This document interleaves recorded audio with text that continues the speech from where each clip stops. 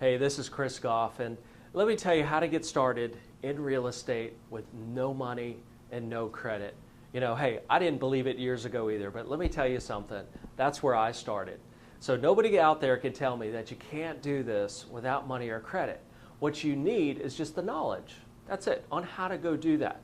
Let me tell you about my very first deal, which I didn't have much money, and I did have good credit, I just didn't have any money. And what I did was I started in wholesaling, and I would start driving the neighborhoods, and I would start finding these potentially vacant properties.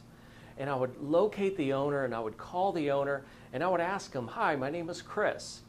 I was driving by this house. It appeared to be vacant. I was wondering if you'd be interested in selling it." And I would ask that question, and sellers would come back and say, "Yes, I'm interested in selling. How did you get my number?" A lot of different responses, but the goal here is that they were interested in selling it.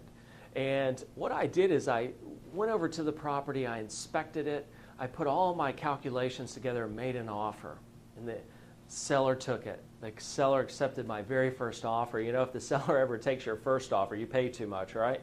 But I put this house under contract, and of course I freaked out. I was like, oh no, I've got this house under contract. What happens if I can't buy it?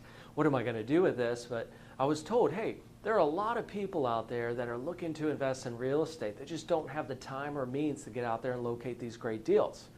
So I put an ad in the paper, and I found this investor, and I assigned the contract to that investor, and I made a fee for doing that, which is called an assignment fee. And I closed the deal, and I made this nice little check. And I just stared at that check wondering, why isn't everybody doing this? And I finally realized people just don't have the knowledge to do it.